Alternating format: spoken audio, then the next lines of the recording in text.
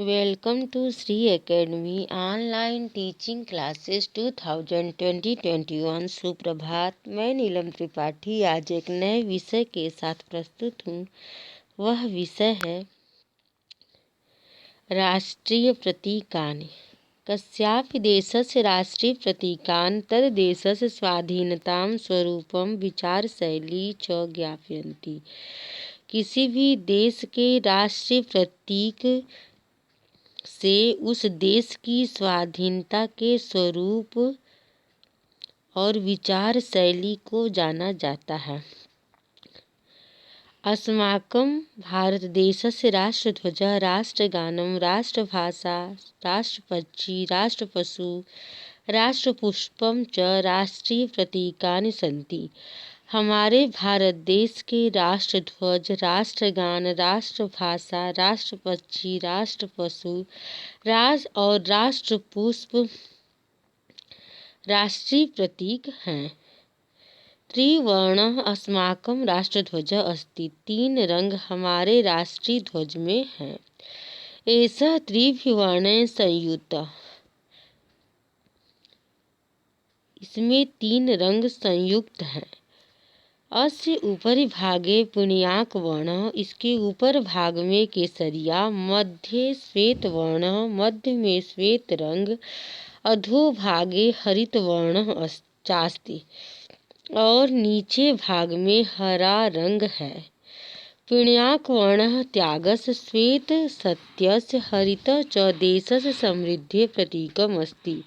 केसरिया रंग त्याग का, सफेद रंग सत्य का और हरा रंग देश की समृद्धि के प्रतीक है। ध्वजस्य मध्य भागे विराजमानं नीलवर्णम् अशोक चक्रम धर्मस्य सत्यस्य अहिंसा च द्योतकम् अस्ति।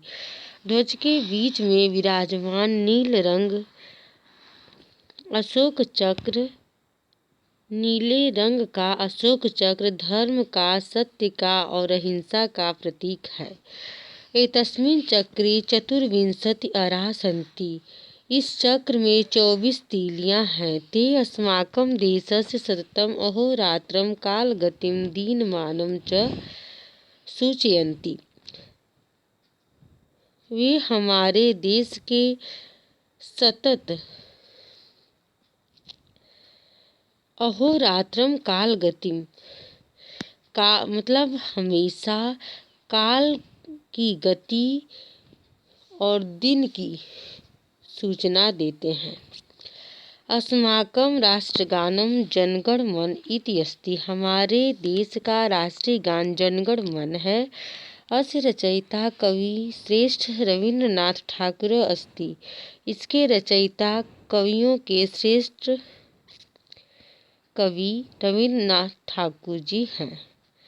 प्रत्येकः राष्ट्रः स्वराष्ट्रगानं सम्मानयेत्। प्रत्येक राष्ट्र अपने राष्ट्रगान का सम्मान करता है। सभायाः समापने राष्ट्रगानस्य गानम् आवश्यकम् अस्ति। सभा के समापन में राष्ट्रगान का गायन आवश्यक है। विद्यालये च प्रार्थनायाः पश्चात् प्रतिदिनं राष्ट्रगानं भवति।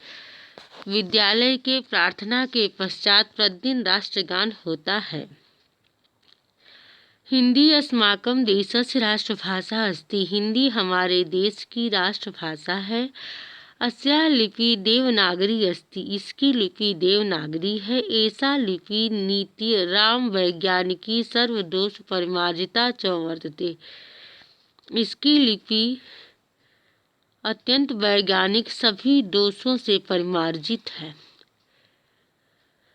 मयूरः अस्माकं राष्ट्रीय पक्षी। मयूर हमारा राष्ट्रीय पक्षी है। अस्य शिरसि शिखा वर्तते। इसके सिर पर शिखाएं हैं।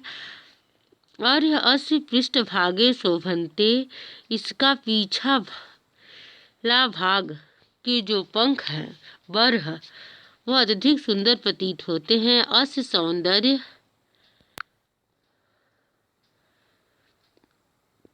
नृत्यम च प्रसिद्धम।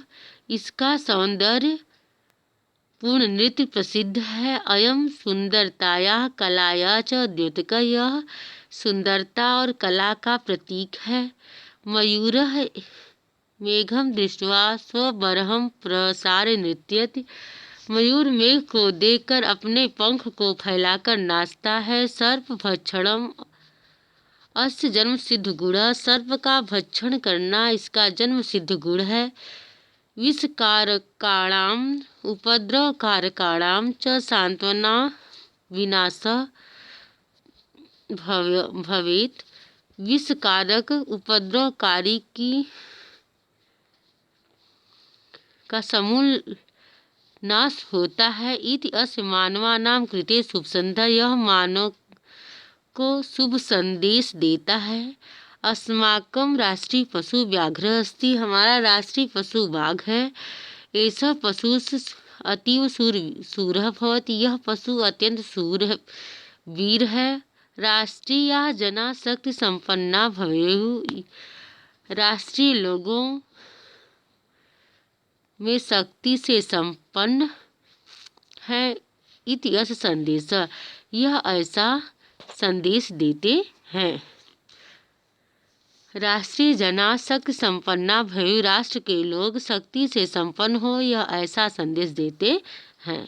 तो आशा है बच्चों आप सभी लोग इस पाठ के अर्थ को समझ गए होंगे। धन्यवाद।